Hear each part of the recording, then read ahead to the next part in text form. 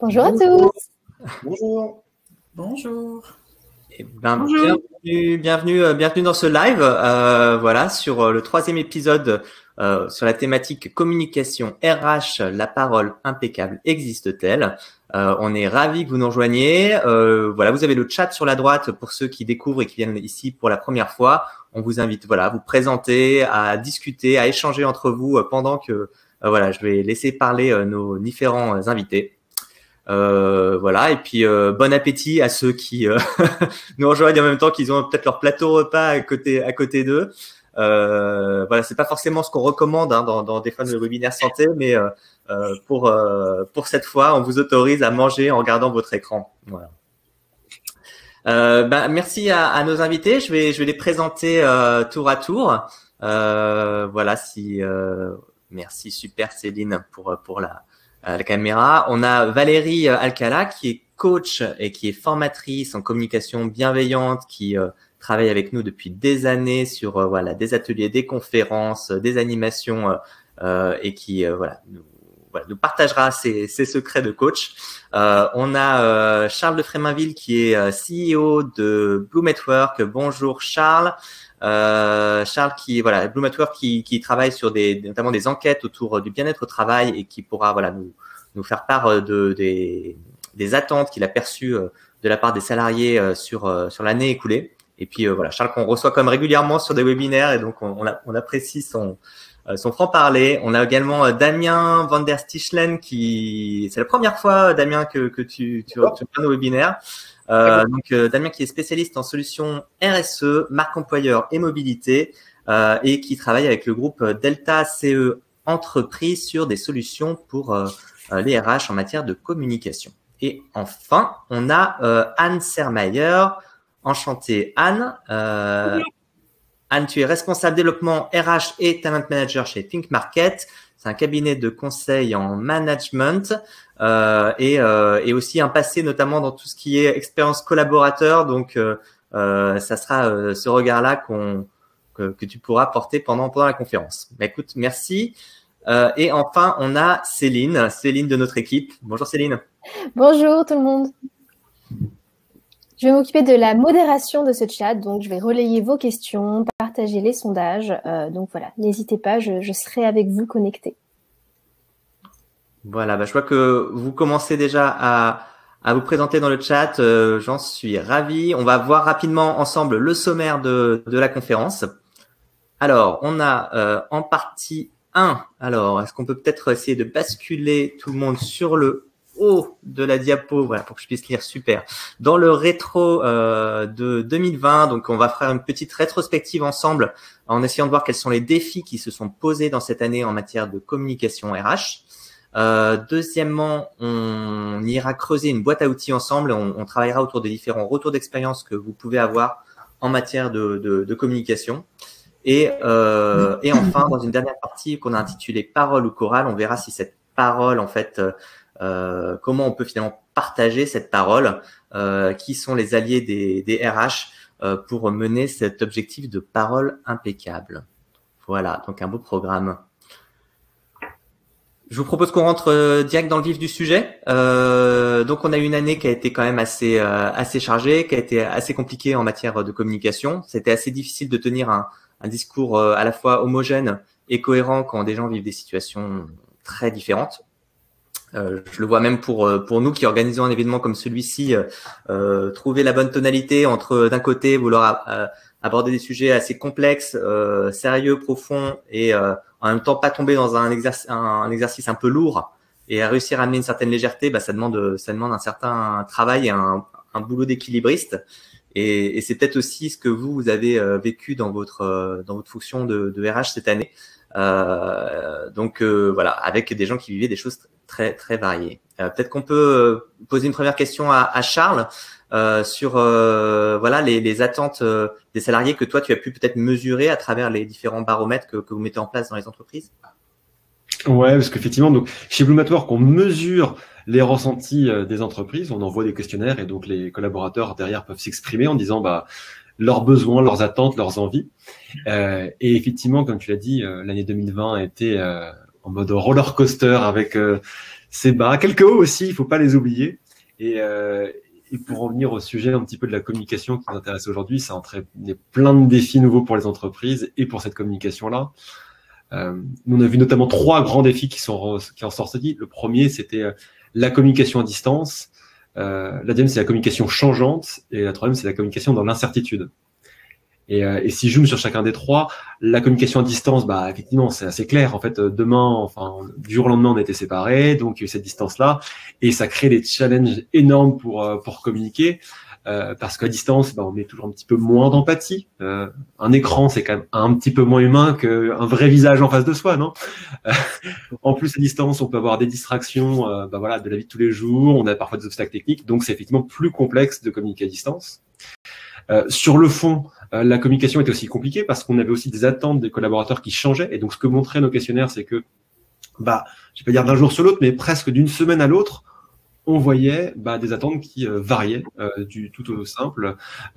Il suffit qu'on soit confiné, qu'on soit déconfiné, qu'il y ait une nouvelle annonce, que l'entreprise présente son nouveau plan sanitaire, que les collaborateurs avaient des enjeux personnels différents. Et donc, il fallait être particulièrement réactif et dynamique par rapport à ça. Et venait se rajouter une 3e complexité, un 3e défi de communication, c'est que non seulement ça changeait vite au fil du temps, mais en plus, on savait pas à quelle sauce on allait être mangé la semaine d'après ou quelques semaines après. Donc, c'était aussi assumer cette part d'incertitude, cette part de trou noir d'informations où l'entreprise même ne savait pas, en fait, par quel bout prendre et ce qu'il pouvait dire, ce qu'il ne pouvait pas dire, quel était l'impact économique, très concrètement, de la crise sur elle. C'est quelque chose qui reste un point d'interrogation et donc qui était compliqué de faire vivre au fil de l'eau. Et ça s'est traduit par des attentes assez variées des collaborateurs qui, d'abord, dans un premier temps, se disaient, en fait, il faut déjà qu'on arrive à organiser le travail à distance et donc arriver à organiser cette communication à distance. Mmh. Et puis, dans le deuxième temps, et ça, c'était plus donc le premier confinement, de faire en sorte que ça arrive. La deuxième partie, c'est arriver à garder ce niveau d'énergie dans le temps parce qu'en fait, c'est quand même un truc qui a duré toute une année. Donc, au début, on se dit, c'est un peu exceptionnel, on serre les coudes. Et puis, en fait, on se rend compte que ça dure.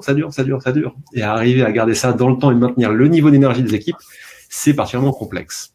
Et justement, un des chiffres qu'on voulait partager avec vous aujourd'hui, et on va pouvoir peut-être utiliser cette super fonctionnalité chat polls, excusez-moi, en live, donc sondage en live. Nous, on a effectivement sondé des centaines de milliers de collaborateurs pendant cette crise-là. On leur a demandé, en fait, qu'est-ce qui vous manque le plus et quelles sont vos attentes particulières en ce moment. Et donc, c'est la question qu'on a pour vous dans l'onglet polls qui doit être sur la droite de votre écran. On leur a demandé notamment, qu'est-ce qui est votre attente numéro 1? Est-ce que c'est plus d'avoir la visibilité sur la sécurité de votre emploi et de l'entreprise, et donc pour faire face à cette incertitude-là, ou est-ce que c'est le lien social pour rompre un peu l'isolement qu'ils pouvaient avoir? Sachant que c'est des questions qu'on a posées tout au cours de l'année, et petit spoiler alerte, mais on va vous laisser le temps de réfléchir un peu, les réponses ont un petit peu bougé forcément au fil du temps. Alors Céline, peut-être, est-ce qu'on a des premiers retours sur le sondage? Tout à fait. Alors, pour l'instant, une grande majorité, c'est-à-dire 3/4 d'entre vous, souhaitent davantage de lien social pour rompre l'isolement. Et à peu près 1/4 pour l'instant. Voilà, ça continue de bouger, mais on est plutôt sur du lien social. Yes. Ouais, ça bouge un petit peu, ça se stabilise, effectivement. Ça, on a l'impression de suivre les résultats des élections. Et effectivement, la plupart d'entre vous, en tout cas, c'est nous le ressenti statistique global qu'on a eu des centaines d'entreprises qu'on a sondées. Et ce qui est intéressant, c'est de voir qu'au début, effectivement, juste après la crise, c'était de se dire, mon Dieu, est-ce que notre entreprise va faire faillite? Est-ce que mon job est en péril? Et puis, assez rapidement, au bout de 4 semaines, on a vu que la notion du lien social était l'enjeu numéro 1 qui ressortait de manière très claire. Et effectivement, que les collaborateurs voulaient revenir sur place pour retrouver leurs collègues, pour retrouver cette vie sociale, qui fait qu'on n'est pas juste des machines à travailler, mais aussi des êtres humains en interaction avec les autres. Voilà. Merci Charles. Donc on va peut-être déjà revenir sur la première dimension là que tu mentionnais, qui était cette question de l'incertitude. Valérie, toi, c'est peut-être quelque chose que tu as constaté également en termes de Oui, en termes d'accompagnement des collaborateurs en coaching, puisque je suis coach effectivement. Et alors moi, j'avais par rapport à l'incertitude, souvent ce que me rapportait comme image, parce que j'aime bien les métaphores, quand je demandais un petit peu aux personnes que j'accompagne, quelle métaphore elle mettait là-dessus, sur cette période-là, elle me disait souvent, elle prenait souvent, et je la reprends, que nous sommes comme des marins, en fait, sur un bateau pendant la tempête, et que on est tout le temps en train d'abaisser notre centre de gravité. C'est-à-dire, il faut observer, il faut s'ajuster, il faut rester vigilant. C'est vraiment cette image-là qui est, pour ne pas tomber, hein, finalement, c'est vraiment cette image-là qui est arrivée. Donc, ces marins pendant la tempête, pour ne pas tomber, et tant qu'on n'est pas sûr que la tempête est pas finie. Et c'est vrai que ces derniers mois, surtout cette dernière année, on a des tempêtes, on a du mal à voir la fin des tempêtes, et parce que elles se succèdent à un rythme qu'on n'avait jamais connu jusqu'à maintenant. C'est quand même une période complètement inédite. Donc c'est ça qui semble épuiser les équipes, et c'est vraiment là-dessus qu'il faut essayer d'innover. Alors oui, les défis actuels des RH, je pense, comme le disait Charles, c'est vraiment de gérer les hommes dans ce contexte incertain qui va générer du conflit, qui va générer, oui, du changement continu. Et alors avant, on va dire que le management s'appuyait sur un environnement plutôt stable. On sentait bien que les managers étaient quand même sur un environnement connu et stable. Quand on prenait une décision, on la prenait de façon plus tranchée. On savait que ça, c'était bien, ça, c'était moins bien. Il y avait le mauvais, le vrai, le faux, etc. Aujourd'hui, quand on prend une décision, on sent bien qu'on n'est pas très sûr de la décision qu'on est en train de prendre. On est dans l'incertitude, et ça nécessite vraiment de s'appuyer sur une autre énergie, une énergie qui est faite, je trouve, d'excitation, d'enthousiasme, de stimulation, mais aussi d'inquiétude. Voilà, c'est ce que j'ai pu observer. Donc innover, je parlais tout à l'heure d'innover, pour moi innover, c'est faire évoluer les manières de penser, d'agir en temps réel, avec un état d'esprit qui est en mouvement perpétuel, on va dire. Voilà. Et l'entreprise, comme disait Charles, elle adapte ses actions en continu, et de temps en temps, elle peut aussi avoir à en changer. On l'a vu effectivement, les changements qu'il pouvait y avoir très rapides dès qu'il y avait une mesure gouvernementale, une annonce du gouvernement. Et bien à ce moment-là, l'entreprise était obligée de changer et de s'adapter. Donc l'incertitude, c'est pas nouveau. Tu as raison, Benjamin. Il faut faire preuve d'un état d'esprit plutôt ouvert, prêt à faire face à l'imprévu. Tout ça avec une grande disponibilité face à ce qui est nouveau, face à l'étrange, dans ce que j'appelle en coaching une espèce d'ajustement créateur. C'est-à-dire vraiment, il va falloir essayer de s'ajuster comme le marin sur la tempête en essayant d'être créatif. En tout cas, c'est ce que j'ai pu observer. Alors, l'ajustement créateur, j'aime bien cette formule. Je sais qu'on a reçu beaucoup de témoignages de RH en préparant voilà l'ensemble de cette semaine, et notamment il y en a beaucoup qui ont dû vraiment s'adapter au télétravail, parce que voilà, c'était pas quelque chose de simple. Peut-être Damien, est-ce que là-dessus sur cette question de l'essor du télétravail, est-ce que ça a changé notre manière de communiquer? Oui, bien sûr. On constate en tout cas que cette manière de travailler, de ne plus être sur le lieu de travail, à placer la stratégie de l'entreprise axée sur la marque employeur. C'est-à-dire qu'aujourd'hui, il est très important que l'entreprise maintienne un lien avec ses salariés en communiquant en permanence de manière positive. C'est devenu un enjeu vraiment stratégique. On constate aussi que le télétravail a contribué à l'essor des outils pour justement la mise en avant de la marque employeur. Et c'est vrai que autrefois, il y a plus d'1 an maintenant, les employeurs étaient très réfractaires sur le télétravail. Et par la force des événements, on a dû mettre en place cette manière de travailler, et ça a été un véritable temps réel. Et en fait, on se rend compte que la manière de travailler a véritablement muté. Et les employeurs se sont aussi rendus compte de tous les effets positifs du télétravail, notamment sur la santé et le bien-être des salariés. On se rend compte que 90% des télétravailleurs, il y a moins de fatigue. Il y a aussi une amélioration de leur équipe professionnelle pour 89% des interviewés. 89% des salariés aussi déclarent que le télétravail leur permet de réaliser des économies financières en dépensement. Mais aussi des bénéfices sont nombreux pour les employeurs, l'amélioration de la productivité, de l'efficacité, plus de responsabilité des salariés, puisque forcément les salariés sont beaucoup plus engagés, et bien évidemment d'un point de vue sociétal, puisque il y a une énorme baisse de l'empreinte écologique, plus de 90% en moins de consommation d'énergie, et bien évidemment ça maintient des personnes qui sont en difficulté, qui sont parfois à l'écart de l'entreprise. Là, ça leur permet, en étant en télétravail, de s'exprimer mieux via les outils collaboratifs existants. Voilà. Merci Damien, parce que c'est intéressant, c'est un point de vue qu'on n'entend finalement pas très souvent. On entend beaucoup parler des désagréments ou des méfaits du télétravail sur la santé psychologique. Effectivement, j'ai lu aussi des études comme quoi il y avait toute une partie de la population qui était aussi moins stressée depuis l'essor du télétravail. Est-ce que Anne, t'as le même ressenti de ton côté ou avec tes collaborateurs? Alors oui, absolument. Nous, en étant cabinet de conseil, on a quand même l'habitude, on avait l'habitude de pas être collés les uns aux autres. Ça, donc du jour au lendemain, finalement, ça a changé évidemment des choses pour nous, mais on est déjà coutumé du fait d'être un peu éloignés.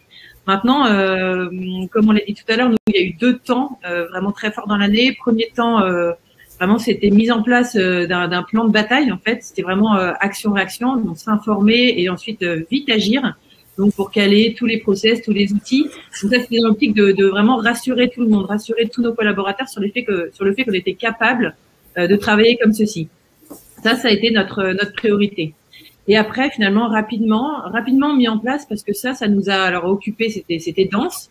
Mais finalement, au bout de quelques semaines, on va dire que c'était réglé.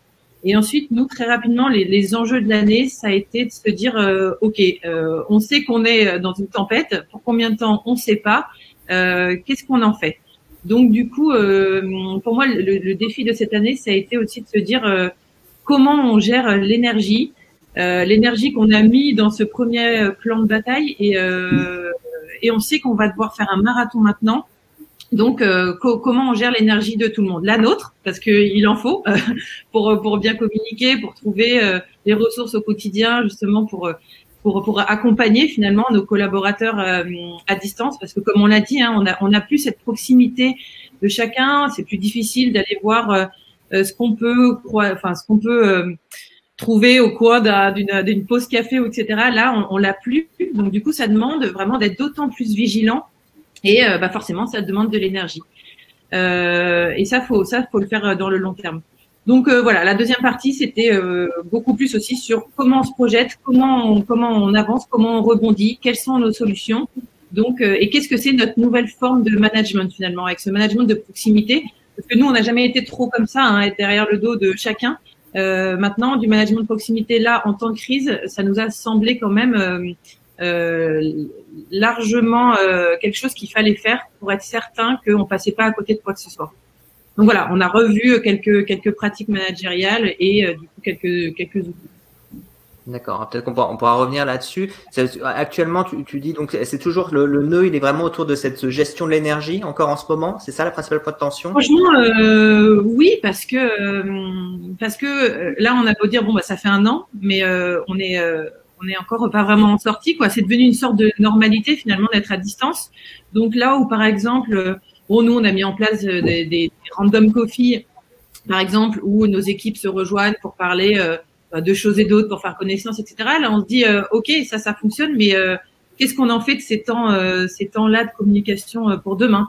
Parce que pour moi, en tout cas pour nous, d'ici là, mois de juillet ou la rentrée 2021, on sera encore plus ou moins dans cette situation-là. Donc, il faut apprendre à vivre avec et finalement en tirer parti, en tirer profit. Mais bon, ça, c'est en se réinventant, en étant créatif. Voilà. C'est ça. Et puis la notion d'agilité, je sais qu'elle est revenue aussi beaucoup dans les témoignages qu'on a reçus avant cette semaine. Et merci Anne de commencer à basculer un petit peu sur les outils avec ce que vous avez mis en place sur les random coffee. Je vais interroger Valérie pour continuer sur ce sujet. Est-ce que toi qui es donc coach en communication, tu as des conseils à donner aux RH, aux managers qui nous regardent? Oui, alors je pense que une des premières choses à faire, c'est d'accepter ce qui est le présent et l'impact que ça peut avoir sur les collaborateurs pour aller vers le futur. C'est-à-dire qu'en fait, c'est vraiment écouter la perception des salariés. Ça, c'est un des premiers conseils que je propose. C'est vraiment aux managers d'écouter ce que peuvent éprouver les salariés, c'est-à-dire comment ils se sentent dans au sein de l'équipe, qui est à distance, comment ils vivent le télétravail, ce nouveau mode de travail aussi, quelle place ils ont au sein de cette équipe à distance, les relations, parce qu'on a vu tout à l'heure dans le sondage qu'effectivement l'isolement était quelque chose d'assez fort. Donc toutes ces inquiétudes, il faut les écouter, ces émotions, il faut les écouter. En bref, ce que j'ai envie de dire, c'est qu'il faut passer du temps à écouter les salariés dans leur réalité pour provoquer ensuite l'envie de se mettre en mouvement. Paradoxalement, j'ai envie de dire que pour amorcer le changement, c'est d'abord de passer du temps dans le présent pour ensuite donner envie d'agir. C'est-à-dire, souvent ma question, une fois qu'on a écouté les salariés, ma question c'est maintenant, qu'est-ce que tu as envie qu'il se passe, qu'est-ce que tu as envie de faire? Et du coup, ça permet déjà, puisque le salarié a été compris, puisqu'on a l'impression d'avoir en tout cas, ils se sentent écoutés, ça leur donne envie de passer à autre chose et de dire maintenant je peux me remettre en mouvement. Ça, c'est le premier conseil que j'aurais envie de donner.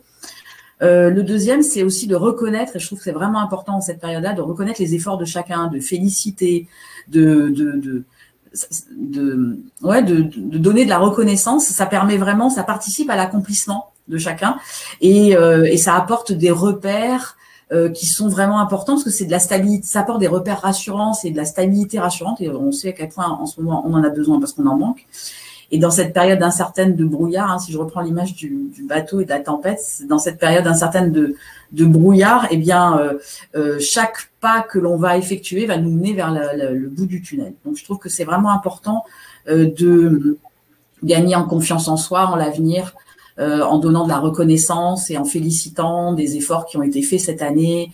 Et à ce titre-là, moi, j'ai un avis un peu tranché qui est laissons un peu de côté les entretiens annuels d'évaluation et essayons de regarder plutôt l'appréciation des petits pas.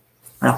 Alors, juste si j'ai un troisième conseil auquel Avant que tu passes sur le troisième conseil, je fais une petite remarque parce que on a vendredi une vidéo qui sortira aussi sur le super pouvoir de la gratitude où justement tu nous donnes un petit peu des conseils un peu plus précis. Donc voilà. C'est se réjouir de ce que l'on a déjà plutôt que de voir les manques, quoi. Et c'est vrai que les équipes, elles ont vraiment fait des efforts, donc c'est vraiment important de les reconnaître et d'avoir de la gratitude vis-à-vis de tout ce qui a été fait pendant cette année extrêmement complexe. Voilà. Alors, donc, si je peux me permettre, un troisième conseil, c'est de favoriser, je pense à ça parce que c'est vraiment important par rapport au sondage que Charles a proposé, c'est vraiment important de favoriser l'intelligence collective pour éviter l'immobilisme, la sidération, le figé dans lequel on peut être parce que on manque de liens et pour ça, donc voilà, ce qui est important, c'est de rester dans le lien, donc de coopérer, de ne pas hésiter à demander de l'aide, à favoriser cette intelligence collective, à partager les succès, les apprentissages, solliciter de l'aide dans des situations difficiles. Et pour ça, il y a des outils qui sont vraiment intéressants à explorer, comme le co-développement, comme les outils évidemment de la communication non violente que je trouve extraordinaire. Et puis ce qu'on appelle aussi la méthode appréciative, qui est une méthode où justement on va partager ses succès. Donc voilà, ça c'est le troisième conseil que j'aurais envie de donner. Oui, qu'on a essayé de mettre en place effectivement nous-mêmes quand on a interrogé tous les participants sur leur plus grande fierté finalement au cours de cette année en tant que RH. C'est une forme de méthode appréciative qu'on a essayé de mettre en place. Exactement. Charles, toi dans ta botte secrète, qu'est-ce que tu as mis en place comme conseil que tu pourrais nous partager? Il y a deux types de conseils qu'on a fait, parce qu'on a fait des choses bien sûr en interne pour la société Blumatwork, et puis on a fait des choses pour le coup comme prestataire, et je pense que c'est des bonnes pratiques qu'on peut partager aussi aujourd'hui. Nous aujourd'hui en fait on est confronté comme tout le monde, on est une équipe maintenant d'une vingtaine de collaborateurs, on est confronté comme tout le monde à cette distance, et donc comment est-ce qu'on arrive à recréer ce lien-là? Moi j'adore ce qu'Anne dit sur la gratitude, sur la confiance en soi. Nous on essaie de créer des rituels d'entreprise beaucoup. On a par exemple des check-in, donc tous les lundis matin, on prend 30 minutes pour faire le point de la semaine passée, débriefer tous ensemble, tous en équipe, donc tout le monde est là, c'est obligatoire. Le truc qui est pas obligatoire mais qui marche aussi, qui cartonne aussi, c'est les jeux hebdomadaires. On fait carrément 30 minutes de jeux en ligne parce que il y a un nouveau marché en plein essor, en plein boom, qui sont les jeux qu'on peut faire collectivement à distance. Et donc, vous pouvez faire des loups-garous en ligne, enfin ce que vous voulez. Et donc, on garde des 30 minutes chaque fois. On a aussi des temps un peu plus sérieux. On a des temps de revue stratégique mensuelle dans lesquels les collaborateurs peuvent effectivement poser leurs questions. Et puis, j'aimais bien aussi la notion de temps informel qu'on a aussi. On essaie d'organiser des pauses café en ligne aussi, informelles, pour mettre ça en place. Donc ça, c'est ce qu'on fait chez Bloom. Et puis après, nous, bien sûr, en tant que prestataire, on fait des choses. Anne disait à l'instant, il faut écouter les salariés, c'est notre métier. On a en fait notamment revu, nous, les questions qu'on pose pour faire des questions spéciales diagnostiques, parce que écouter des collaborateurs, effectivement, on peut le faire en prenant des cafés avec chacun, mais ça prend beaucoup de temps, et puis à la fin, le retour est pas forcément très structuré. Donc nous, on propose, grâce à des enquêtes, d'arriver à faire des questions spécifiques par rapport à la thématique, de les faire pour avoir un retour quantitatif équipe par équipe, ce qui permet d'avoir la vision de quelle action prendre au bon moment, au bon endroit pour quelle personne. On a aussi augmenté d'ailleurs la fréquence même des questionnaires pour la plupart de nos clients, parce que parfois ils faisaient des enquêtes tous les 2 mois ou tous les mois pour voir comment ça allait. Au début de la crise, on a effectivement augmenté un peu cette fréquence-là pour avoir des points de contact plus rapprochés.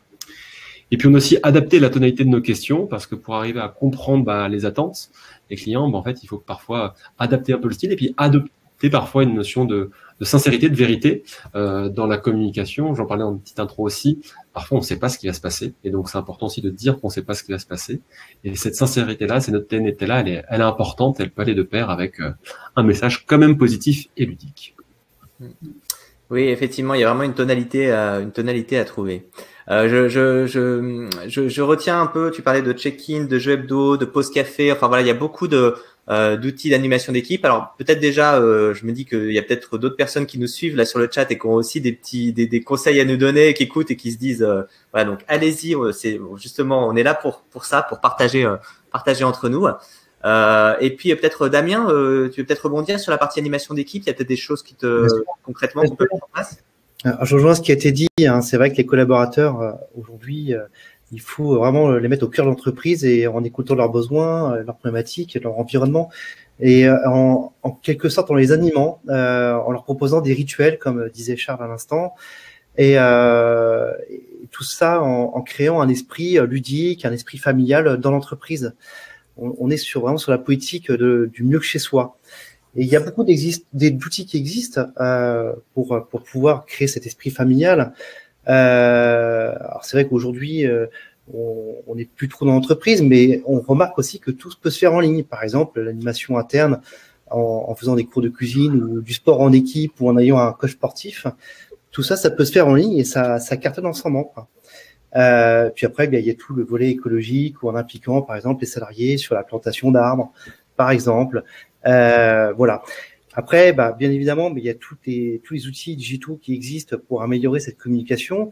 Surtout qu'on est sur une population qui est de plus en plus habituée aux outils digitaux grâce au smartphone, et on peut très facilement avoir un lien fort avec les équipes en envoyant la notification et au quotidien en envoyant de l'information sur l'entreprise, qui est rentré en entreprise, qui a fait telle ou telle initiative, etc. Après, il y a plein d'outils qui sont avantagés fiscalement, comme les chèques cadeaux, comme les subventions pour participer sur les sorties des salariés, notamment au niveau culturel. Alors, il y en a un peu moins en ce moment, mais ça va revenir, ça va vite revenir. Il y a également tout ce qui est mécénat qui explose en ce moment, c'est-à-dire que les entreprises de plus en plus participent au monde associatif, et puis c'est quelque chose qui marche très très fort en ce moment aussi pour tout le côté RSE, puisqu'aujourd'hui les entreprises ont de plus en plus besoin d'avoir cette image RSE. On parle aussi de la mobilité, le challenge mobilité qui existe de plus en plus. Voilà, donc tout un tas d'actions qui sont faciles à mettre en place et qui permettent d'animer les équipes, et aussi qui permettent aux salariés de mettre en avant des initiatives et de les engager dans leur entreprise. C'est bien, ça ouvre des pistes, et puis c'est également en dehors de l'entreprise, comme tu dis, avec des actions solidaires. Je pense à l'arrondi sur salaire, par exemple, ça a été cité aussi parmi des actions qu'on peut mettre en place pour mettre en lien les salariés et créer de la cohésion. Est-ce que Anne, de votre côté, comment vous faites pour structurer la communication entre parce qu'on a parlé de la vie d'équipe, mais ouais. Alors nous sur la communication, donc on a toujours eu un événement qui était jusque-là mensuel, qui s'appelle le jeudi Sig Market. Donc l'idée c'est de donner de l'info sur le cabinet, de donner de l'info sur la partie RH, de donner de la visibilité sur le business, sur le marketing, la com, et puis sur du retour d'expérience, voilà, la partie métier. Ces rendez-vous-là, on les a du coup transformés en rendez-vous hebdo, donc via Google Meet. Et là, parce que on a envie de garder ce lien et on s'est dit que vraiment toutes les semaines. Alors ça peut sembler beaucoup. Là, on est repassé sur un format tous les 15 jours, mais franchement, on avait des choses à se dire toutes les semaines et ça nous semblait important de garder ça. Donc le ton, il est sérieux. J'ai envie dans ces rendez-vous-là. Il y a une partie fun à la fin quand même parce que on en a besoin. C'est ce qui nous maintient tous. C'est ce qui nous manque aussi parce que généralement nous ces rendez-vous-là, ils sont suivis de temps plus informels en apéro. Donc ça, bon, on en est privé. En tout cas tous ensemble. Donc voilà, on a fait des challenges comme du Koh-Lanta, dessiner c'est gagner, etc. comme on en parlait avant. Donc ça c'est la partie comme un peu officielle. Je parlais aussi des rendez-vous avec des managers. Donc là on a mis en place du management de carrière, du management de proximité, du management de mission. Donc tout ça, chacun en fait a pris son rôle dans la communication avec un volet RH. Donc aussi bien les managers métiers que finalement le pôle talent. Donc du coup, on a diversifié en fait les sources de communication RH, on va dire, à travers les différents managers. On a aussi les associés qui se sont largement impliqués dans la com RH, on va dire, à travers un roadshow qu'ils ont organisé dans le mois de juillet. Donc on a fait des petits groupes de consultants qu'on a invités au cabinet. Parce que oui, on voulait pas faire de cluster, mais ils sont venus par petits groupes de 6 ou 7 pour qu'on parle de ce qui s'était passé jusqu'à maintenant, ce qui allait se passer par la suite. Donc ça, c'était hyper important pour nous de garder du lien et du vrai lien et pas que faire du distanciel dans la mesure du possible en respectant tous les gestes barrières, etc. On recommence ces roadshows en avril. D'accord. Sur le thème de l'année 2020. Donc voilà, hyper important pour nous. Et puis après, les outils, si on parle... Ça, les roadshows, Anne, c'est une initiative qui est venue directement des équipes ou c'est vous qui avez initié? C'est venu des associés. Là, pour le coup, effectivement, associés et managers, parce qu'on au cabinet, on est comme ça. Enfin, il y a vraiment une de nos valeurs, un des piliers chez Sigmarket, c'est la Band of Brothers, c'est le contact, c'est l'esprit d'équipe et la proximité du management avec les équipes. Ça a toujours été dans nos valeurs et l'important pour nous, c'est d'illustrer ce qu'on raconte dans nos valeurs. Et quoi de mieux là dans l'adversité de montrer des preuves en fait des valeurs et voilà. Donc ces roadshows, il me semble qu'ils ont été quand même pas mal appréciés parce que de pouvoir discuter clairement avec les associés face à face après quelques mois quand même à distance, ça nous manque largement. Généralement cette communication là en soirée de fin d'année aussi, pareil, soirée de fin d'année, on a été privé, on n'a pas pu faire les messages pour l'année 2020 comme on l'entendait, donc on a fait une grande messe là en janvier sur Google Meet avec tous ces messages là et messages qui seront à nouveau portés en avril sur les roadshows. Donc non, c'est pas une initiative de nos collabs, mais ils étaient ravis qu'on le fasse. Voilà. Et en revanche, pour les collabs qui nous ont demandé et ce qui a émané en fait de ça, c'est le projet qui s'appelle My Sigmarket 2024. Donc ça, ce sont des groupes de réflexion que les consultants ont formés pour travailler sur des sujets de 2021. Donc l'expérience collaborateur, l'offre, la digitalisation du conseil. Enfin, ce sont vraiment des sujets dont ils se sont saisis pour se projeter dans le cabinet en 2021 et pour préparer, pour continuer à travailler sur ce rebond post-tempête. Et ce que j'entends, c'est finalement des fois des projets un peu transverses qui sont pas, qui sont peut-être pas habituels dans leur fonctionnement ou dans les collectifs qui se créent, mais qui permet finalement de créer un autre type de réunion ou de. Absolument. Il y a donc nos consultants par essence sont en mission. Et au-delà des missions, sont des projets transverses, ce qu'on appelle chantier interne, sur des sujets du cabinet de co-construction. Donc ils se font à distance, mais voilà, quand on a l'occasion de se voir pour en parler, on fait aussi. En tout cas, c'est ce qui maintient pour nous le collectif. Donc voilà, et puis ça se fait finalement assez bien entre nos Dropbox, notre Google Drive, Slack, WhatsApp. On utilise tout ce qu'on peut utiliser pour garder le contact. Donc voilà. Malgré des fois des canaux de communication qui peuvent être perturbants quand ils commencent à se multiplier.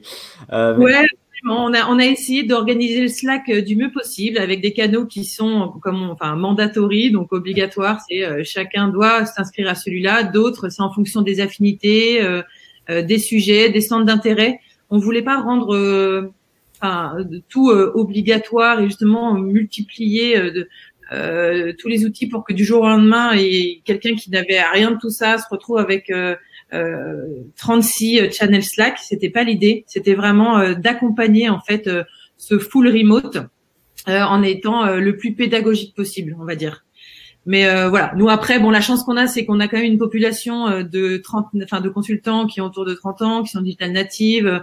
On a un cabinet de conseil en management dans le digital, donc bon, on n'est pas parti de zéro non plus. C'est ça. Je pense que il y a peut-être effectivement des difficultés. C'est bien que tu abordes ces questions des canaux de communication parce que voilà, c'est aussi tout un volet voilà qui nécessite de la pédagogie, un peu de support, enfin même support technique. Hein. Enfin, faut se le dire, faut être là, il faut expliquer comment ça fonctionne. C'est pas, enfin, tout le monde part pas du même niveau dans tout, donc voilà, faut prendre le temps. Prendre le temps du changement parce que enfin du travail en full remote c'est du changement et le changement s'accompagne. Merci Anne. Valérie, je propose qu'on fasse un petit retour sur finalement le nom de cette conférence. On a parlé de la parole impeccable existe-t-elle? Toi qui connais en communication, finalement cette parole impeccable, elle nous vient d'où et est-ce qu'elle est vraiment possible? Alors oui, c'est vrai que quand tu nous as demandé de réfléchir sur ce sujet-là, la parole impeccable, c'est vrai que évidemment ça fait référence au premier accord des 5 accords Toltec de Don Miguel Ruiz et du coup ça m'a donné envie d'aller regarder ce qu'il disait sur la parole impeccable. Donc j'ai repris un peu ce qu'il disait et il dit qu'effectivement avoir une parole impeccable, c'est parler avec intégrité. Ne dites que ce que vous pensez. N'utilisez pas la parole contre vous-même, ni pour médire sur autrui.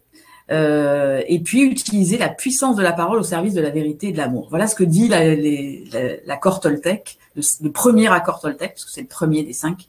Et selon moi, c'est vrai que parler sincèrement, parler de façon authentique, c'est très différent de parler cash. Ça demande beaucoup de bienveillance. C'est vraiment, pour moi, c'est plutôt être dans dire à l'autre, quand on veut parler sincèrement et de façon authentique, c'est dire à l'autre ce qui est important pour moi que l'autre sache. C'est-à-dire ne pas lui dire une vérité. Enfin, souvent, quand on fait une remarque à quelqu'un, on le fait de façon un peu brute de décoffrage et peut-être un peu abrupte. Et ce qui est vraiment important dans une parole qu'on pourrait considérer comme impeccable, c'est d'être le plus authentique possible, c'est-à-dire je dis à l'autre ce que je considère comme étant important qu'il sache, vraiment pour moi. C'est ce que j'appelle une parole impeccable, voilà. C'est-à-dire lui dire sans le juger, sans faire de reproches, simplement dire ce qui est important pour moi que l'autre sache. Et la parole doit être utilisée. Pardon. Ouais, comment les RH peuvent s'en saisir finalement de cette voilà, parce que c'est quand même assez large. C'est une vraie culture. Je voyais quelqu'un qui disait sur le chat, c'est de la bienveillance, de l'écoute, de l'attention. Ouais. Oui, c'est-à-dire que finalement, c'est être attentif, éprouver de l'empathie pour ce que l'autre peut éventuellement ressentir quand il dit quelque chose. Et vraiment, l'empathie, c'est pas qu'un terme, on entend beaucoup parler d'empathie, mais c'est vraiment une qualité de présence et d'écoute qui fait que j'essaie quand même de comprendre, même si je suis pas d'accord, j'essaie de comprendre, même si je ne suis pas content du travail de l'autre, etc., ou si quelque chose m'agace, je vais quand même essayer de comprendre ce qui se passe chez l'autre, mais je vais également écouter je vais avoir de l'auto-empathie pour moi, c'est-à-dire que je vais écouter aussi ce que moi je ressens et je vais essayer de lui exprimer de façon sans jugement, sans reproche, ce qui est important pour moi qu'il sache. Ça, c'est de la communication bienveillante. Et puis, il faut faire attention parce que dans la parole impeccable, j'ai envie de dire, dans la parole tout court, il faut donner une intention de délivrer un message qui nous représente. Quand je dis qu'il nous représente, c'est-à-dire que vraiment à ce titre-là, on se doit d'être exemplaire. Et souvent, le point de tension qu'il peut y avoir entre RH ou entre manager et collaborateur, c'est la notion d'exemplarité. Voilà, c'est important, a fortiori si on est un peu le leader, mais c'est important d'être exemplaire et de montrer l'exemple finalement. C'est intéressant, Valérie, cette notion d'exemplarité. Donc, on va devoir tourner cette fois notre langue dans la bouche là avant de s'exprimer auprès des équipes. Je pense aussi hier, on avait un épisode sur l'entreprise féministe et on voyait à quel point l'importance du langage et et Vincent nous parlait du langage ouvert comme un moteur de transformation de la culture de l'entreprise. Il y a vraiment une transformation qui se fait par le langage, quoi. Alors, en tout cas, c'est peut-être pas tourner cette fois sa langue dans sa bouche, mais c'est en tout cas se poser, ralentir la communication, ne pas avoir une communication du tac au tac comme on a l'habitude d'avoir, avoir une communication plus ralentie, plus posée, plus en contact avec ce que l'on peut percevoir nous et plus en contact avec ce que, en tout cas, plus dans la compréhension de ce que l'autre peut ressentir. D'accord. Voilà. Une parole plus lente, du coup. Est-ce que Charles, je disais une parole plus lente, peut-être. Charles, est-ce que tu rejoins ça? Ça serait ça pour toi, une parole impeccable? Il tourne sa langue dans sa bouche. Exactement. Ah, on t'entend plus. Ah. Il faut remettre le micro, je pense. La parole impeccable, qu'est-ce que c'est? Bonne question. Alors, j'essaie de tourner ma langue effectivement cette fois avant de parler. Moi, il y a une notion que j'aime bien, c'est la notion de vrai. Tout simplement, c'est un peu ce que tu disais sur l'authenticité, mais je pense juste une parole vraie, c'est déjà quelque chose qui est intéressant. Et puis, quand je me suis dit, la vache, on va parler aujourd'hui sur la parole impeccable, je vais laissez-moi 4 heures et quelques copies blanches pour que je fasse une dissertation. Je me suis quand même dit, on va faire comme les bons élèves, on va revenir à la définition. Alors moi, j'ai pas ouvert le livre, les accords Toltec, mais j'ai ouvert le Larousse. Et donc, effectivement, impeccable, ça vient du latin impeccabilis, qui lui-même vient du latin classique peccare, et donc commettre une faute. Et donc, effectivement, la parole impeccable, c'est celle qui ne commet pas de faute. Et je trouve, très humblement, que cette définition par la négative, c'est-à-dire ne pas commettre de faute, est peut-être un peu plus rassurante que l'idée d'être effectivement parfaitement lié, parfaitement authentique, que ça vienne de soi. Donc, ça peut être une des premières façons, c'est-à-dire déjà, on va essayer de pas trop faire de bêtises et que ce soit un truc cohérent et carré. Maintenant, la question, c'est effectivement comment est-ce que DRH peut arriver à insuffler cette culture dans l'entreprise. Je pense qu'il y a un élément qui est important de savoir, c'est que c'est pas juste une sorte de soft skill qu'on aurait touché par la grâce du ciel, arriver à bien communiquer, à avoir cette parole-là, c'est aussi quelque chose qui s'apprend. Et donc, il y a une vraie force des formations. On a la chance d'avoir aujourd'hui dans ce webinaire des coachs qui prennent la parole, qui nous disent ça. Et donc, des formations sur ces thématiques-là, sur la communication non violente, eh bien, ça existe. Et un autre élément qui permet de se rendre compte de la force de cette parole et du poids de cette parole, c'est aussi dans la façon dont on vit l'entreprise au quotidien, de créer des initiatives transverses, favorisant l'autonomie, dans lequel on voit qu'effectivement, par la parole, eh bien, des rencontres qui peuvent se créer, des idées qui peuvent émerger, et que c'est aussi ça, une parole impeccable, c'est une parole féconde. Voilà. Super, merci. Ça me rappelle ce que tu disais sur l'origine du mot impeccable, une dicton qui primum non nocere qu'on utilise en santé pour dire avant tout ne pas nuire, quoi. Et c'est vraiment cette même notion, quoi. Avant de soigner, avant tout ne pas nuire.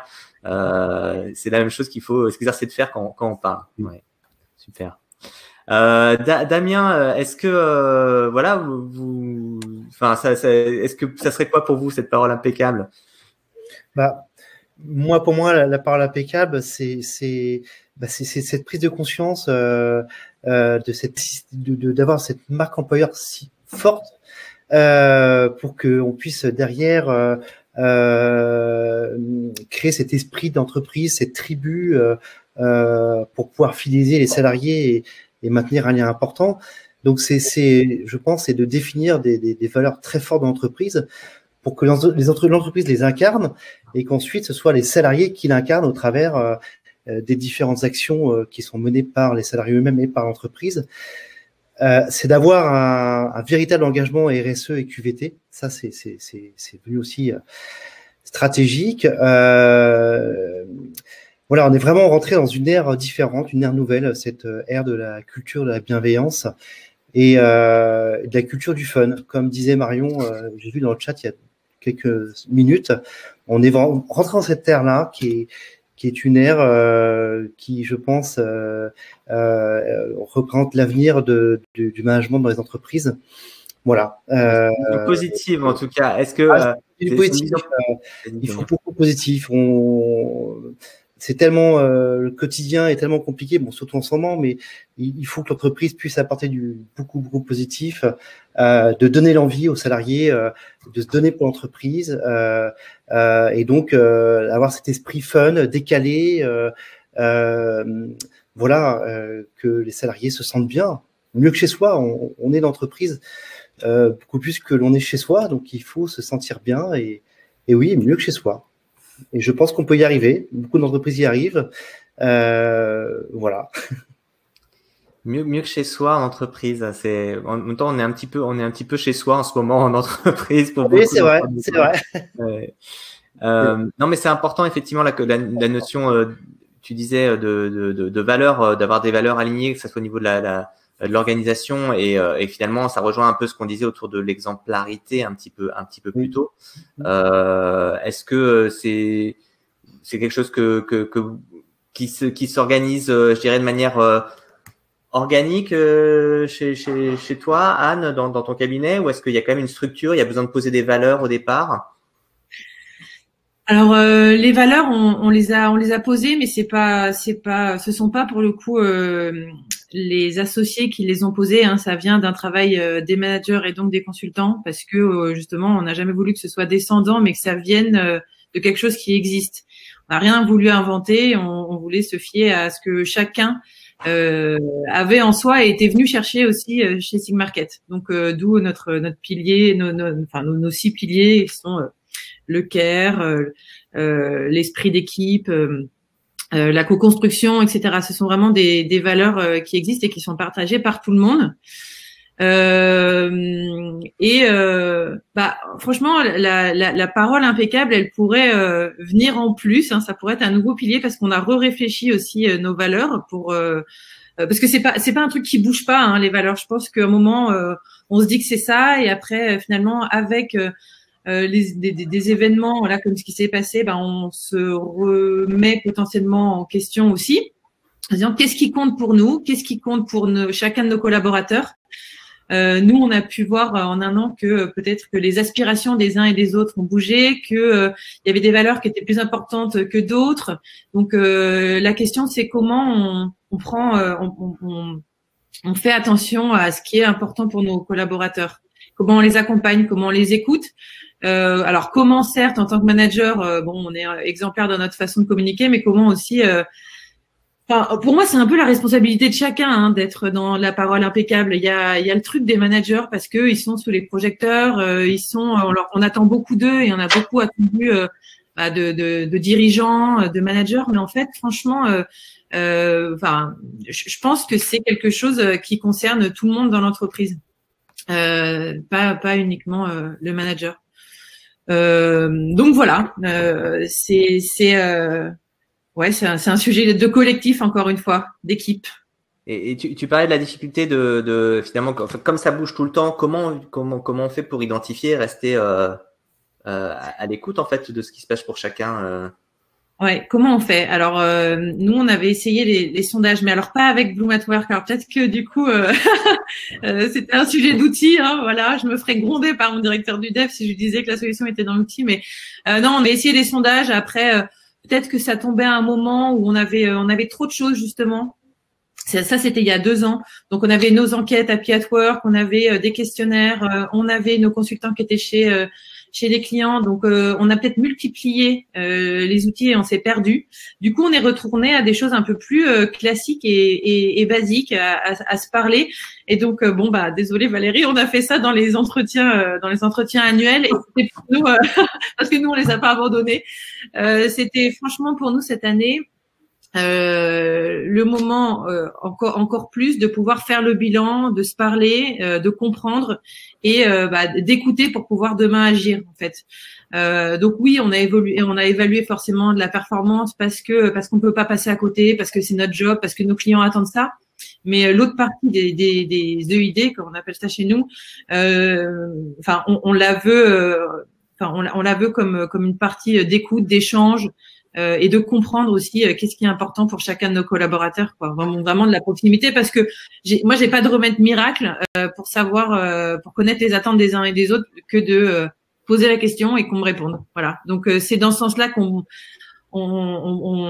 briefe entre guillemets nos managers, où on essaye d'avoir des pratiques managériales un peu tous les mêmes, là, de comprendre ce qui se passe finalement dans les souhaits de chacun pour y répondre au mieux. Alors, il nous reste, merci. Ça demande un peu de travail, mais en même temps, si on fait pas ça, personne ne le fera. Donc voilà, on fait. Et puis quand on sera à 100, 150, on aura des outils adaptés. Ouais. Vas-y, Valérie. Juste pour rebondir par rapport à ce que tu dis, Anne, je dis pas qu'il faut abandonner les entretiens annuels d'évaluation, bien évidemment, mais je parle de certains entretiens annuels d'évaluation qui sont pas sur ces deux axes-là dont tu parles, qui sont uniquement sur l'axe technique, sur la performance, et où on oublie d'écouter, parce que j'en ai vu, notamment en ce moment, une personne où il y a vraiment, elle a vécu un entretien annuel d'évaluation uniquement basé sur la performance, et non pas sur cet axe d'écoute de ce qu'elle a pu vivre pendant cette année-là. Donc là, c'est quand même un peu dur. Mais bon, c'est pas votre cas. Donc non, c'est bien que tu le précises, effectivement, Valérie. Il y a Sylvie également qui réagit dans le chat, qui nous dit voilà, le temps des entretiens annuels peut aussi être un temps de partage et de bienveillance. Oui, bien sûr. C'est le but chez nous. Bien sûr, voilà, tout à fait. Et puis franchement aussi de remerciements, parce que comme on l'a dit tout à l'heure et tu l'as dit Valérie, tout le monde. On sait que cette année, elle a mis les nerfs de tout le monde à rude épreuve, la fatigue. Voilà, on a baissé la tête, on a continué à avancer. Autant aussi bien la bienveillance était un peu le mot et toujours, parce que c'est important, mais la résilience là clairement c'est le mot 2020, 2021, 22, 23, 24. Voilà, les entretiens, ou en tout cas les bilans servent aussi à dire merci. Nous, on n'hésite pas à le faire parce que vraiment, on le pense. On le pense parce que sans tous nos consultants et sans tous nos collaborateurs, on n'en serait pas là. Alors, il nous reste une petite dizaine de minutes, donc si vous avez, j'en profite parce que voilà, si vous avez des questions, n'hésitez pas à les poser dans le chat, voilà, pour que nos invités puissent y répondre. On va avoir demain également un temps de grand débat où justement on va partager un certain nombre d'outils. Vous avez cité voilà les outils de questionnaire. Peut-être Charles, est-ce qu'il y a des faux pas classiques quand on se lance dans des questionnaires justement pour mesurer le bien-être des équipes? Ouais. Il y a, alors effectivement, quand on se lance dans un questionnaire, déjà, même le terme questionnaire est intéressant, c'est toute une démarche, en fait. Donc, il y a effectivement un peu de conception à avoir. Il y a d'abord de se dire, effectivement, quel est l'outil que je veux. Ensuite, à quelle fréquence je vais l'utiliser. Et ensuite, le contenu que je mets dedans. Alors, l'outil que je veux, effectivement, chacun trouvera sa sauce entre le design qui lui convient, etc. Ça, c'est un sujet à part et je vais pas rentrer là-dedans, puis j'ai pas envie de parler de moi non plus. Ce qui me semble intéressant, c'est aussi de parler de la fréquence et aussi du contenu qu'on va avoir. La fréquence, c'est une question vachement intéressante. Est-ce que je fais des enquêtes, effectivement, une fois l'an, ou plus régulier, justement, quand il y a des cas un peu spéciaux?